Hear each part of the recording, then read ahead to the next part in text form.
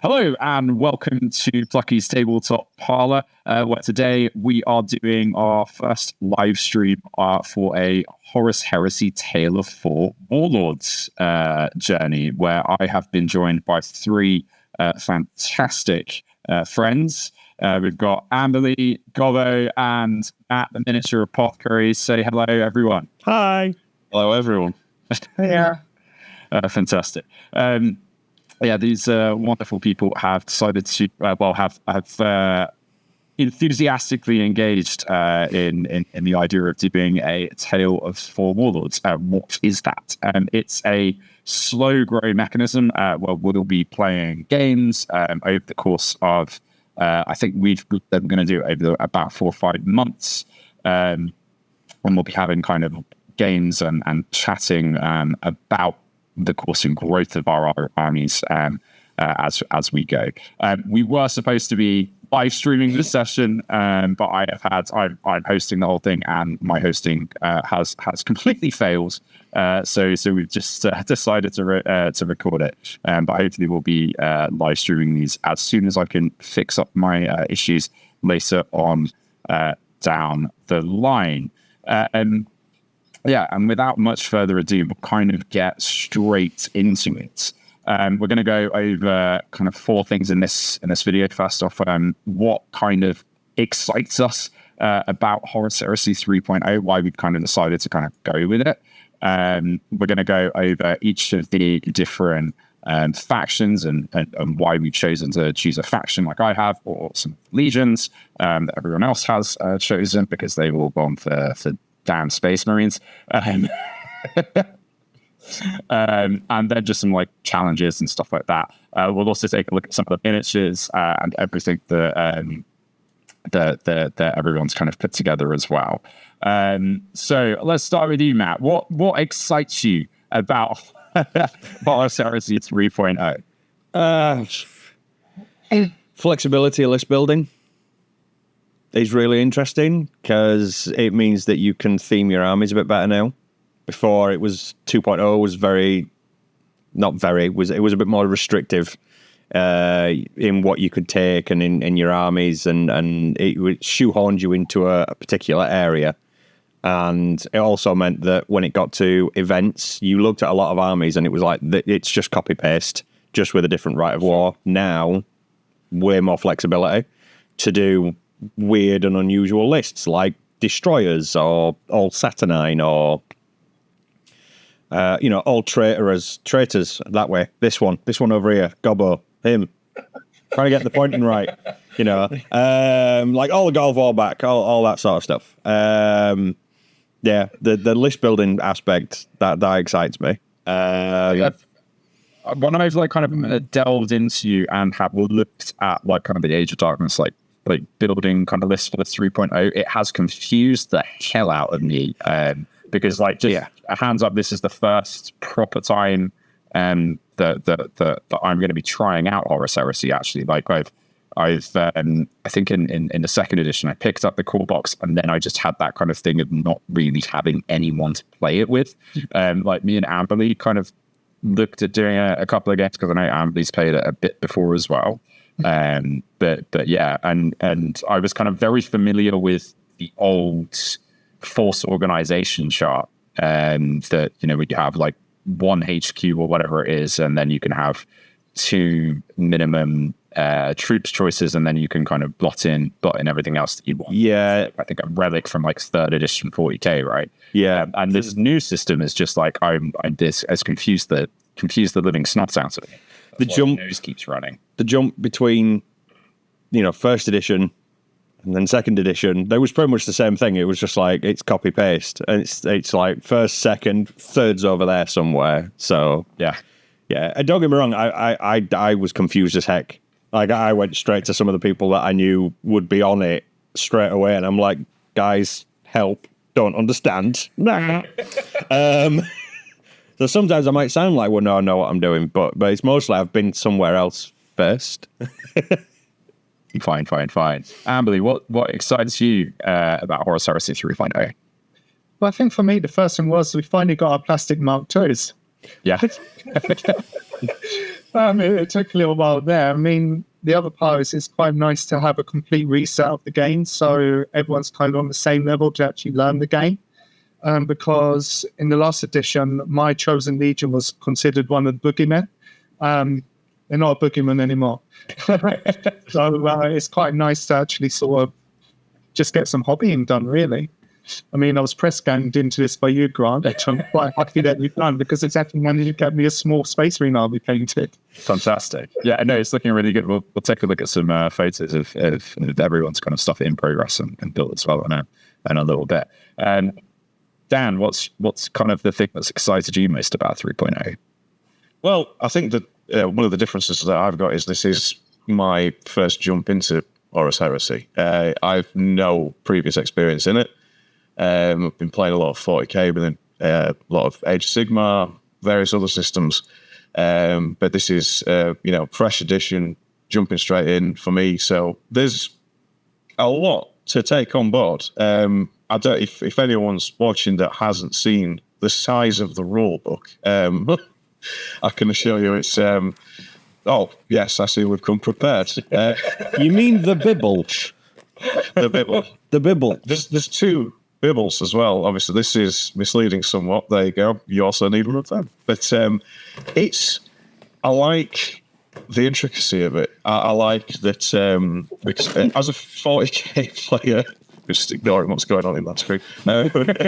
As a 40k player, if you end up going down the route of playing Space Marines, which a lot of people do, it doesn't really feel like it's too much difference. You get a couple of models here and there, but there's no real flavor. There's nothing really sets them apart from each other. You are definitely playing Space Marines. Whereas with this, there just seems to be a lot of ways that you can go, a lot of styles that you can take, and overall, from what I've heard, the Horus Heresy community in general is a lot more enthusiastic about being thematic over creating the most competitive thing they can possibly do. And that for me is quite possibly the biggest part. Sure. I mean, from my side, like I played loads of different games at the moment, and I have really fallen out of kind of playing a lot of Warhammer 40,000. Like the current 10th edition rule set. Like it works fine as a game. And I know that lots of people enjoy it because it's like quite simplified and everything like that. But there's as I've played a lot more Old World, I've found myself enjoying the detail. You know, I find a lot of in kind of that rule set when I've gone back to play 40k and people can like run through walls without an issue. And stuff like that. I find that very mentally jarring and like difficult to get my head around. So playing game systems where things like where you have to like physically kind of interact with terrain in a bit of a different way and stuff like that. I when I've looked and read through this kind of like the detailed kind of rule systems and as Gobby you were just mentioning a second ago, you know, the depth and changes that you can get and the customization that you can do with things like the Space Marines and, you know, I don't think the Mechanicum at this stage from what I could tell, well, to be fair, actually, there's quite a lot of different subsects that you can do with the Mechanicum.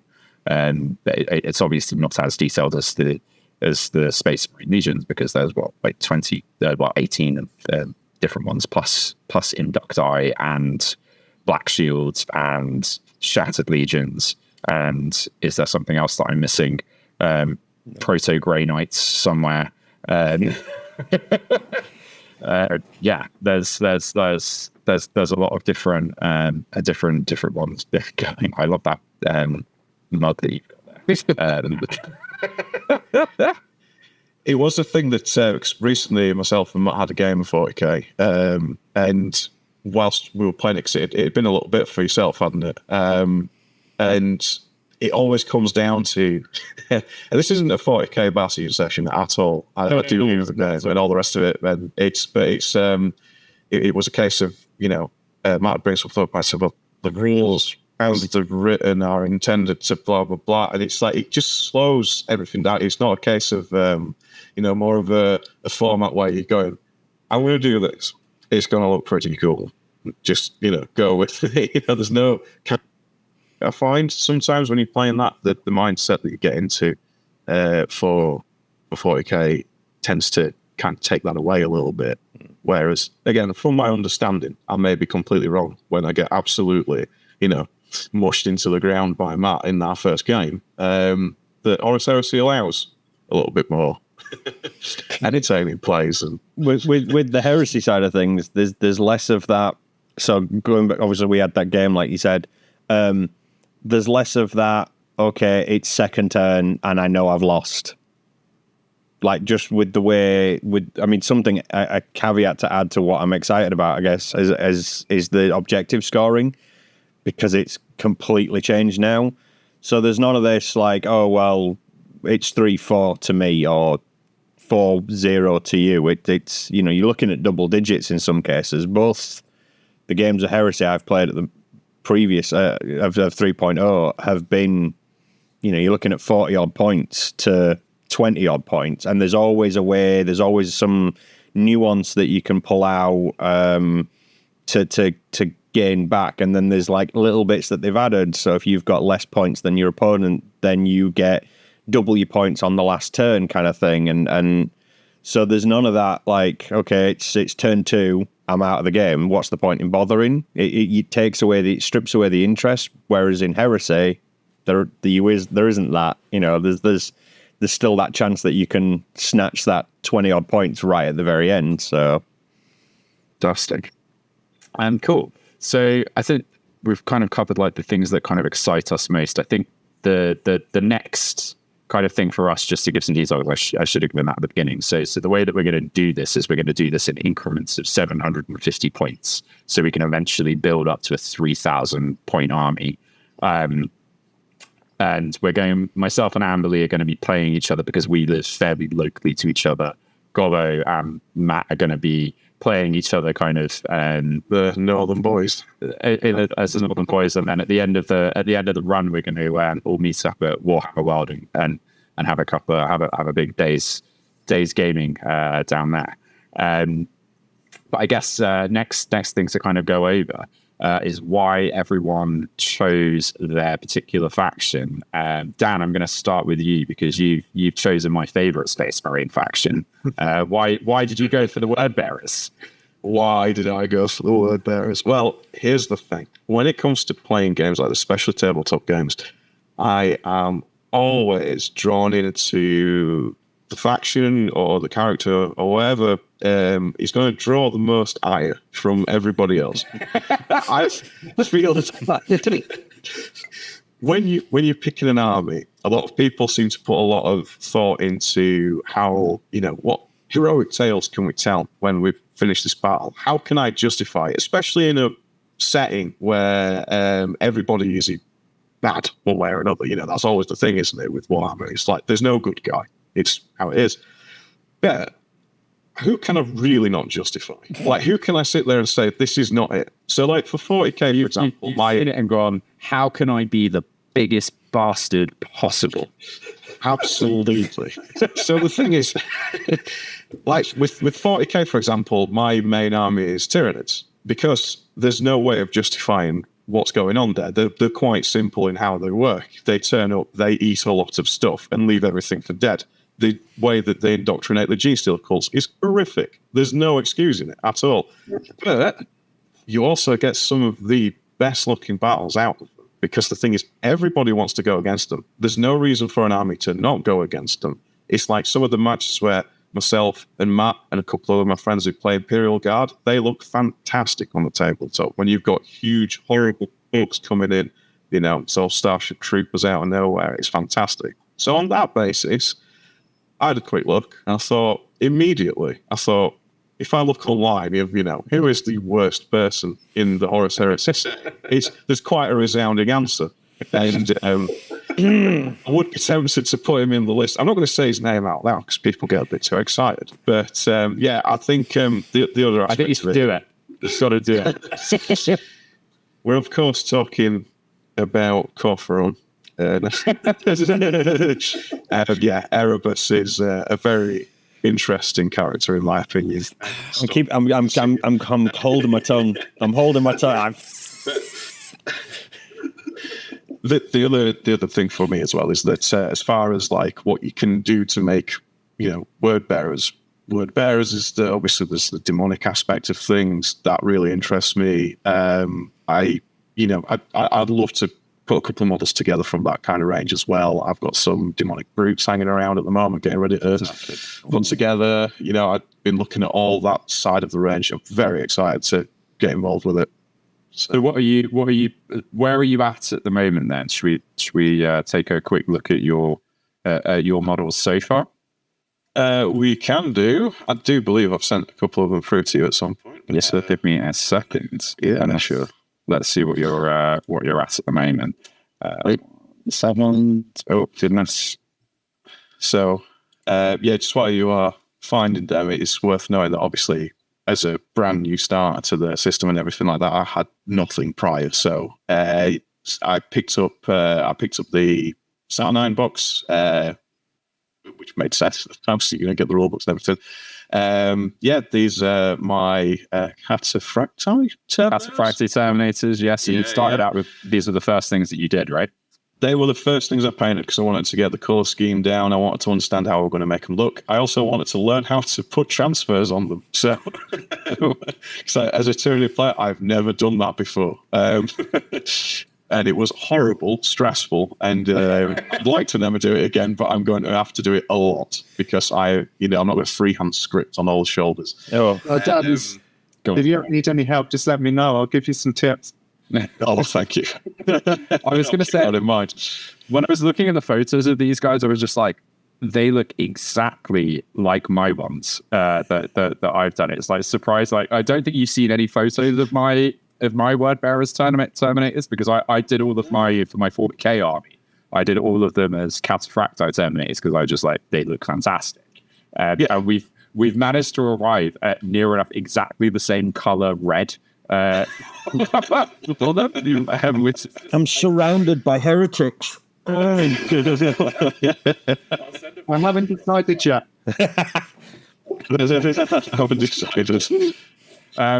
So you started off with the Cataphracti, and then your latest thing that we've seen has been excellent. It's been your Saturnine Terminator, Terminator Dreadnought, even.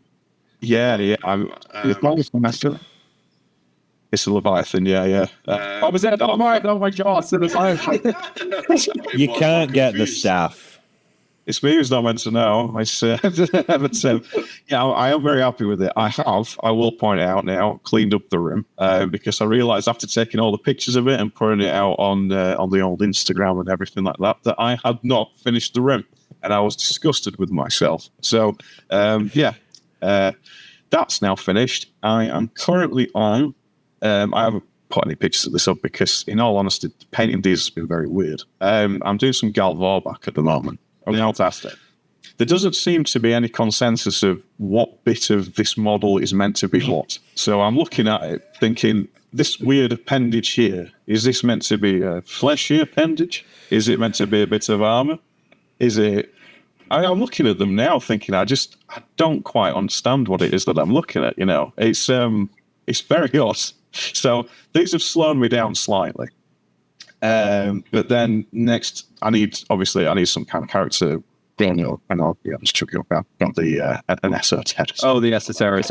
Fantastic. So we've got that ready. I've got to work with resin. That's another thing with 30k. I have never worked with resin before. I am terrified. So, do you know what? Like, I was terrified as well when I started doing it. So I did a bunch of the recent Forge World ones for some Bretonians I did a few months back, and it's been an absolute dream. Like, it has not been a problem at all. I found it, you just there's a little bit of extra prep and you need to use super glue.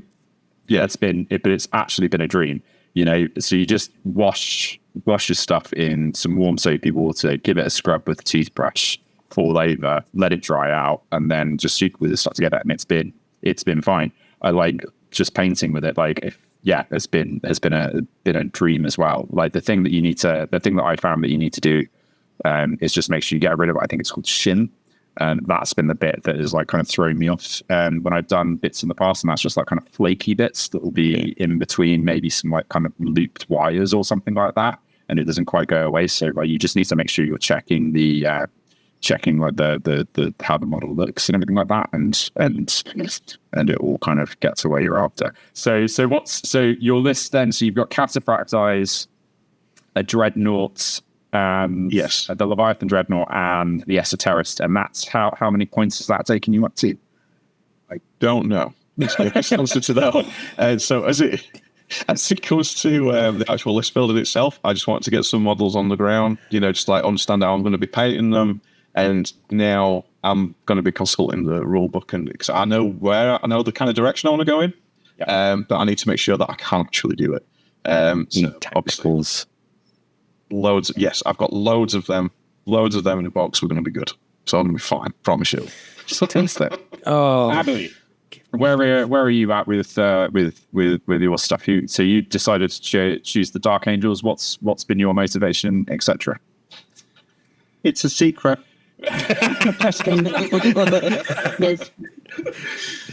Well done. Archangels in the last edition. I never really got round to using them. And then the new edition came round, and like I said, the Mark IIs actually came out in the Saturnine box, and I was like, I've now got my vision, and I've just got started and haven't been able to stop painting them, if I'm honest with you. Fantastic. The Dark You're going with an entirely like mechanized infantry army, right? Yeah, my theme is basically I'm leaning heavily on the Iron Wing. So not in my first turn 150 points, but from the next stage onwards, everything is going to be in a transport, except for things that wouldn't be in the transport, such as the submarines, for example. But yeah, it's been an interesting journey so far. Yeah. Taking a look at your kind of first. You look good. So these are the spoilers as they were kind of in progress in your first reign, and I think here's where they're at now. Yeah, but they're now all fully based as well now. So sorry for the quality of the photo. It wasn't the best photo, but That's perfect. So it's good. I'd like to take a moment to just appreciate Volkite across the board. Both tanks, like you're my inductee. My inductee, it's all Volkite blasters. It's just like charges everywhere. The sort of like vision I wanted to go with as well is I kind of want them to look as sort of like Dark Age of technology as possible. So you'll see a lot of Volkite, you'll see neuron weapons and all the weird and wonderful gubbins that you can get from the Space Marines in the Heresy. I've also converted up some of the Interemptors, which I'm looking forward to actually painting and getting on the table at some point. And for those who don't know, they basically have flamethrowers, but it's plasma. Fantastic. And the Volkite weaponry itself, that's like deflagrating weaponry, so it causes more hits or more wounds based on how many wounds it does initially, right? they do lots of fun. I call them battle toasters for a reason. So yeah, they basically blow things up and cause small wounds as they blow things up. Fantastic. No, that's looking great. And me and Andy have got our first game in next Sunday. So I'm looking forward to that. Sorry, my phone is going off. I'm just like, oh, that's a distraction. Put that away. Right. That's looking fantastic. Matt, Yes. you have decided to go with the Salamanders. Tell us why. I like fire. I like war crimes. Hello, walking war crime right here. That's the nickname. Sorry, apologies. Anyone watching from those events, I'm not even sorry. Salamander. So, long and short of it, when I first started Warhammer, and then I started with Old World, and then I jumped to 40k, and I wanted to do Salamanders, but my painting at the time was pot of paint, model, dip, flick off excess, put on table. I didn't feel like I could do them justice. And then as the years have gone on, I've sort of dipped my toe in with them every now and again, doing like the occasional model. And then with this new edition, it was like, okay, well, I've finished my other two forces. Like they're now what I consider inactive because I'm not currently working on them. New edition, new army. It just so happened to coincide with the fact that Salamanders are now one of the poster boys for this edition. So it was like, well, do you know what? Let's just do it. I feel confident in my painting capabilities that I can do Salamanders justice. And I like fire. I like dragons, and you know, anytime I do like a D&D character, it's like it's very pyromantic kind of thing. And this isn't your first heresy army either, right? No. He's got a little one knocking about. I've got a little. Yeah, Iron Warriors was that the Iron Warriors was literally 3 years worth of progress. Hyperfixation. I was going through a dark period with my mental health, and for some reason, Iron Warriors and the mantra. I mean, and I'm talking the full mantra, not just Iron within, Iron without. The full mantra. It spoke to me in a way, and I got hyperfixated and just kept on painting them. And then after a particular event where I came away with some guys call him the walking war crime. I started looking at destroyers, and then I remembered this odd bit of lore about some ultramarines that, they kind of aren't ultramarine-y, and I was like, time to play around with some rust effects, and now they're almost a company size, or they're the heresy equivalent of a company. So, not sure how big the Salamanders are going to get, mind you, but we'll see how quickly you manage to progress. Already, given that we've only planned this for a couple of months, so we'll get to that in a second. But I was just wanting to say, I think one of the great things, kind of like just how great this hobby can be for things like supporting mental health and all of that as well. Like it's I've been, as I've kind of posted on my channel, I've been super fucking stressed out at work and stuff, and it's like really slowed down like everything else, and it just being able to it has just felt like I've not been able to finish anything at work, and you can just go and even just building a model and thinking in my head, okay, at least I have managed to build something, and that's nice and that's complete. Even if I haven't managed to finish painting something, it's been just really it's helpful in that instance, and yeah, that's kind of partly why I love it, and the other thing of it as well is it. I was kind of saying before, one of the reasons I wanted to do this was, to hang out with fun people and do all of that as well. And that's just another, thing about this hobby is it brings people, together, which is really great. So, I'm sorry to hear that you had a rough patch with your mental health, Matt. But I'm, also super glad that you've managed to make something really awesome as well. So, yeah. No, that's you say awesome. I'm the one that's got to try and store it all. It's 15,000 points worth of Iron Warriors there. Jesus. How many did you say it was? 20,000. So back in 2.0, that Iron Warriors army was about 20,000, and that's not including any upgrades. I've recently started pointing it all up for 3.0, and it's 15,000. So I think because there's been a change in the points and stuff for a lot of things, so that's probably where that's all gone. There is also the possibility that my math just isn't mathing, and I've done it wrong. So, and the Ultramarines, I think they're 10K, I think. So, I've probably jumped the shark a little bit quickly then. No, this is your latest piece of work. Yeah, or one of your latest pieces of work, which I just thought was absolutely fantastic. Thank you. Walk us through it. A message from someone who got hold of the new Tacticus journal before me and sent me a picture and was like, dude, look at the Salamander color scheme. They're not green. And I just fell in love with it. I was just like, oh, that's it. That's it. Fantastic. Bronze all the way. It's beautiful. Yeah, in the new tactic, it mentions Vulcan had a subsect of guys that basically tested all the weapons and put them through rigorous combat Testing. Yeah, testing. And it's different. It'll stand out on the table. And I don't know. I love the color scheme. I was just like, okay, I guess all my Saturnine, because I was a bit on the fence about Saturnine. I was like Mark II, like Amberley. I was like, yes, Mark II, give me the Mark II. And I was a bit about Saturnine. So I thought, you know what? I'll give them a go. I'll paint one up in this new color scheme. I'll see how I feel, and I love it. I was just like, right, that's it. Anything Saturnine now, that's what it's going to look like. Hopefully, it's really cool. Like that is a stunning model.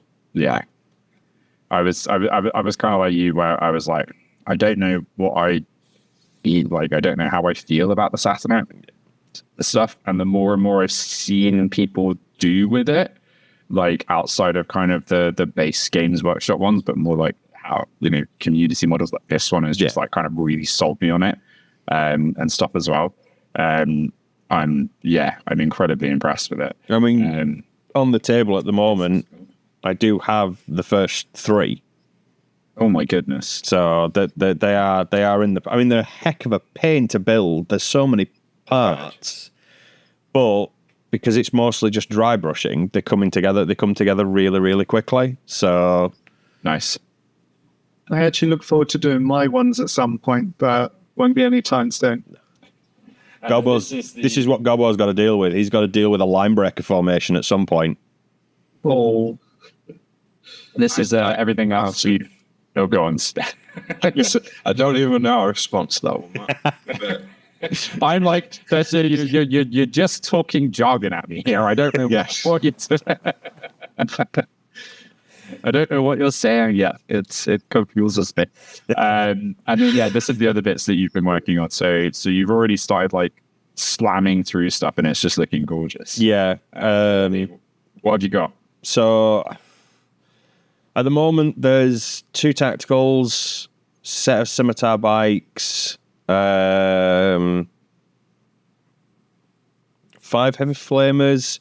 I have got a Sanctifier squad. So back when last edition's big box came out, no, it weren't the big box. It was the battalion box, where you got like a bunch of guys and a dread and a tank. The Mark IIIs. Yeah. There was one of the, what do you call them now? They're now a legacy unit. They were the Sanctifiers. They came out in one of the exemplary battle books, and sort of them and the character that you can see on the screen at the moment, they were like me dipping my toe in, and testing out the color schemes and stuff. And then from there, obviously, we've ended up with another tactical squad a little bit later down the line, and then more recently, it's been the bikes, tacticals, turret, Centurion, and just like little bits. But I mean, my hobby. You're saying like how much I've done, but in regards to like previous months, that screen is a bit small. Like normally, I've done loads, but I haven't actually done that much. So I'm looking forward to getting cracking. Like let's get these 3K lists built, shall we? Do it one step at a time, because you don't know what's going to be thrown at you afterwards. Well, see, that's the thing. For me with Heresy, it's always been rule of cool. I have taken part in a couple of like mini campaigns. So obviously it's all been narrative based. It's very similar to like what we're doing, like the Tale of Four Warlords, building up your lists and stuff like that. But for me, it's always a case of, well, narratively, what speaks to me? What makes sense? Like I've just gone into this game, I've had, my ass kicked, and okay, am I going to then bring the best of the best in the next game? Probably not. No, I'm probably going to bring more guys with less quality. Why? Because we just lost all our decent stuff in the last game. And, and then obviously there's headcanon as well. I've always had an idea where I wanted to go with my Salamanders. So it's like, now we've had that influx of lore. It's like, now I really know where I'm going. So yes, I apologize now, Gobbo. You're getting a line breaker.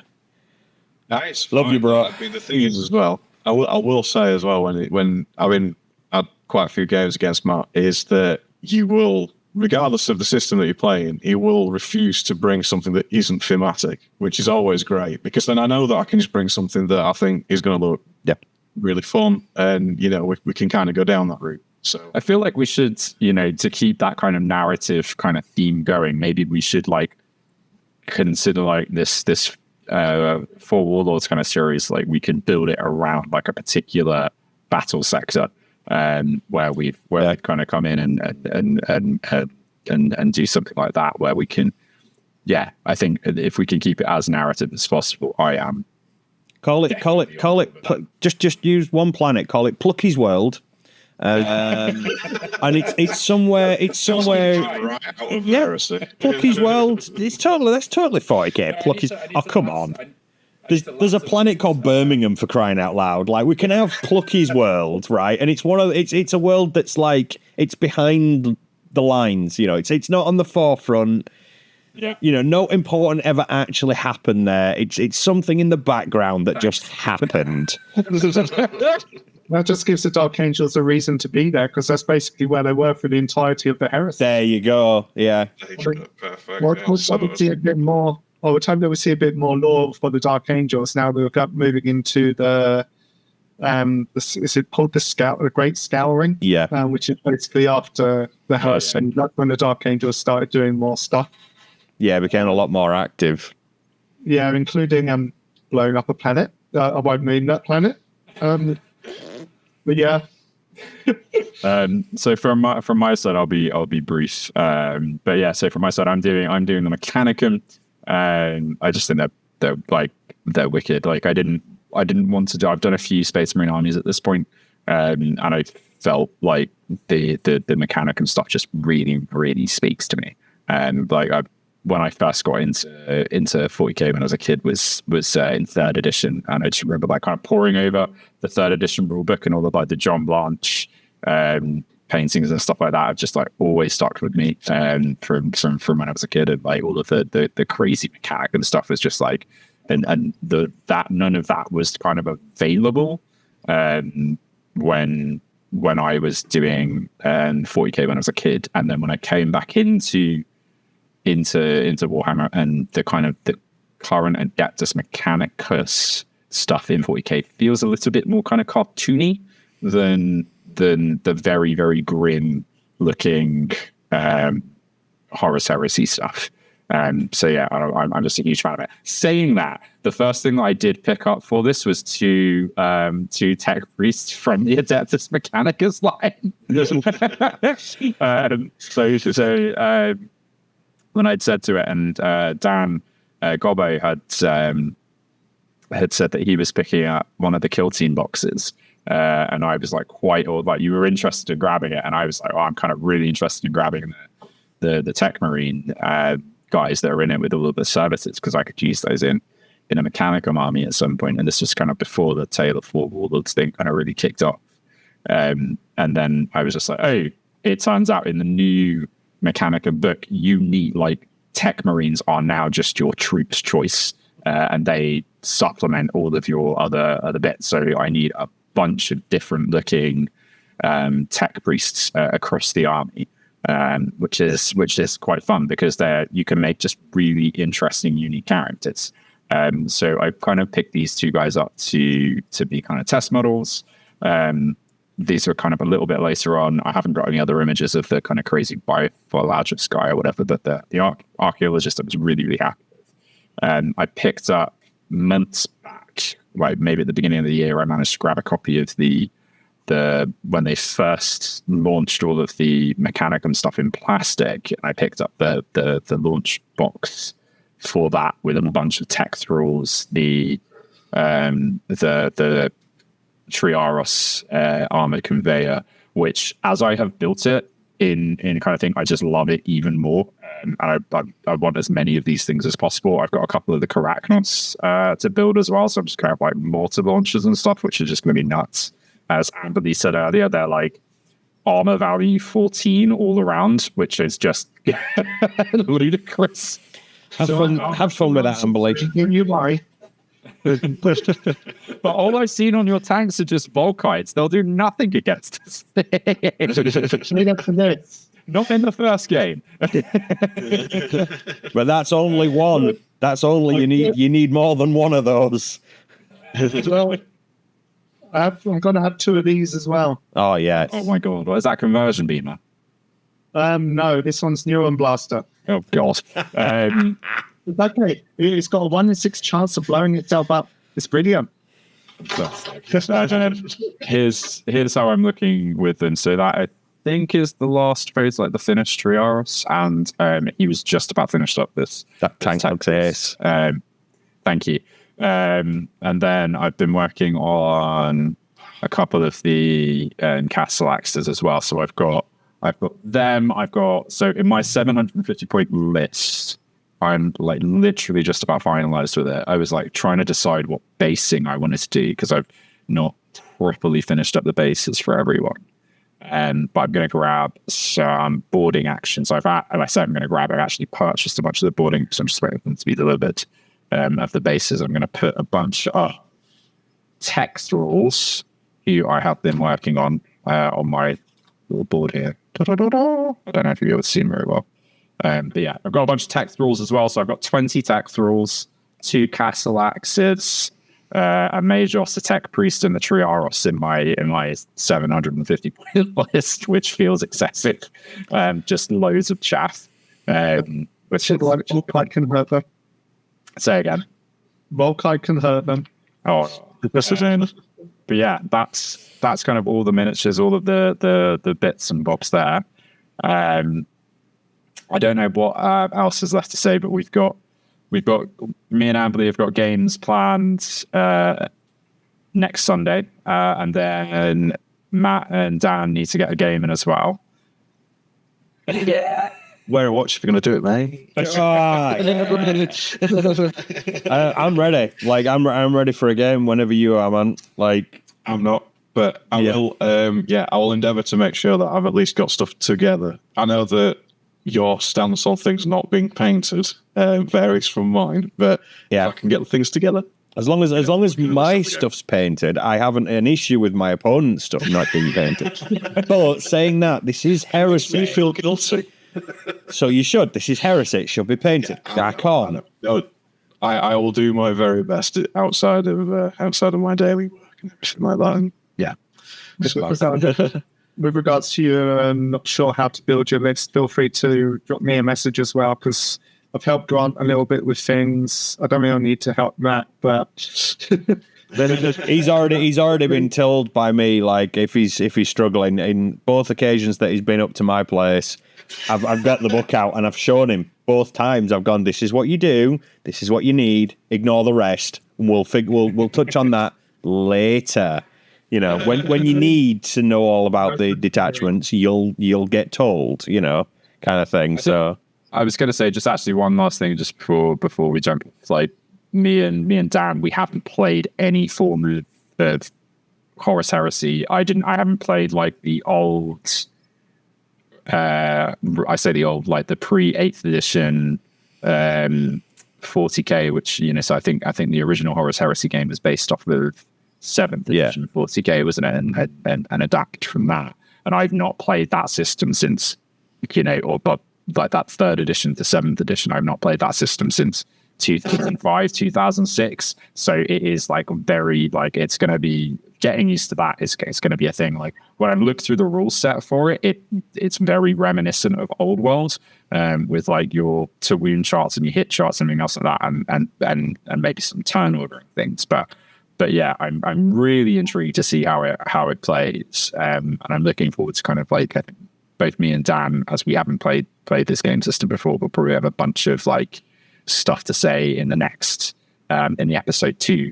Where we're feeding back on like kind of our first thoughts on the game system. Will we love it? Yeah. Will we hate it? Amberly, I think, you know, you haven't actually played a game of this yet, but you played like previous versions, and you've played a bunch of Horus Heresy.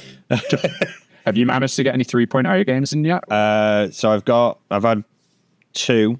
I'm lucky enough to be able to have got my first game in was with one of the playtesters, and then I've had a game more recently.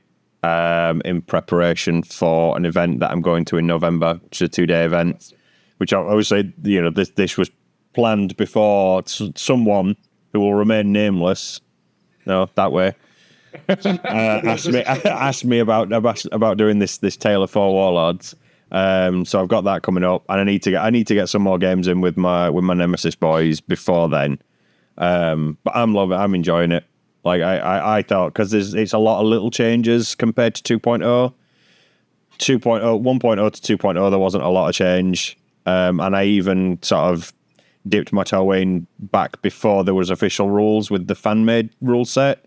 Played a lot during 1st edition, because 7th edition was my jam anyway.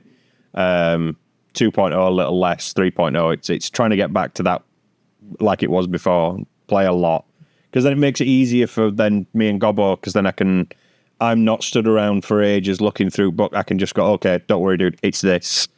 So it makes it a little bit quicker and easier for us as well. So yeah, I'm really looking forward to it. Yeah, no, and just thanks everyone for indulging me on this ridiculousness. And this, I'm looking forward to seeing how this plays out. And Final Showdown's going to be great. It's going to be great, yeah. All I can say is I'm just going to pose out to everyone in a 3K list. How many tanks are we going to have? How many are you going to have? I have no idea. I'm trying to figure out how I can fit a Mechanicum Knight into my Okay, so when I actually get arrested for heavy Cerberus Knight Destroyer, got ya. Okay, I kind of feel like I want to change to my own where at this point and have a tank off with Amberley, because I've got a fairly sizable tank force. What's it called? The one that's the Mechanicum one with like the blade and it's obviously yeah, I know it's Atlas. The Atlas. There is one thing I need to figure out though. How the hell am I going to build an Exendia? What? I have no idea. And with that, thank you everyone for watching. Oh, the other thing I guess as well, if you're watching this and you want to like kind of ask questions or get involved, like I'm totally open to seeing how other people want to get can get involved. Yes, and we can play some games with people if as long as you're not crazy people. I mean you're crazy, but like not like I'm right here, as long, I mean, like as long as you're not like I was gonna say like all of these terms like creeps. That's the one. Creeps, I think, is probably. Look at where you're going with this, mate.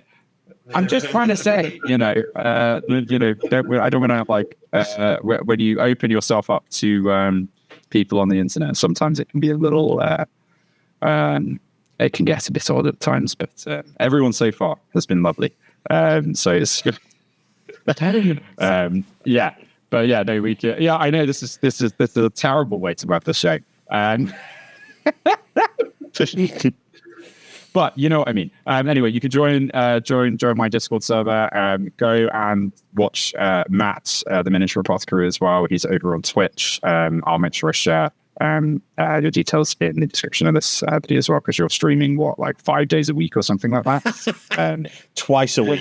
We haven't been streaming for the last 3 weeks because we've both been so poorly. But we should be back up and running this weekend, hopefully.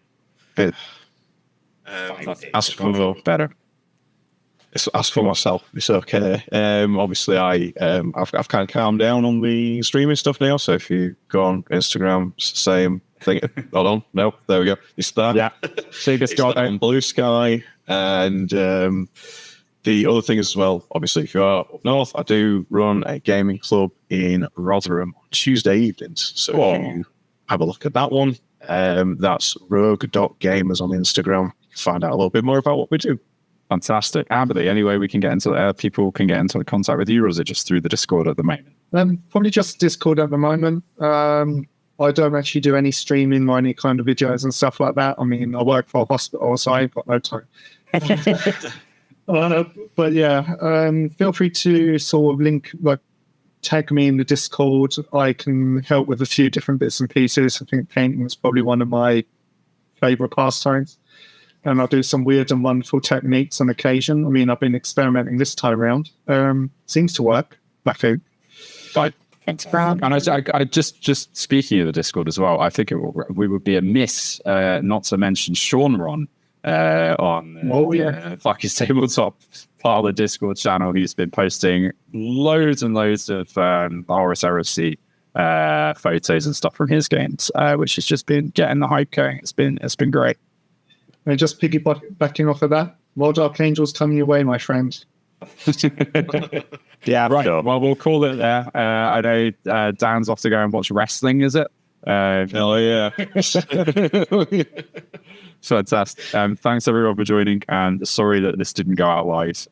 Yes, we'll get that fixed for next time. And I think it's something well on my end. So anyway, right. Thank you very much, everyone. I'll see you soon. Bye. Yeah. Bye. Stopping recording.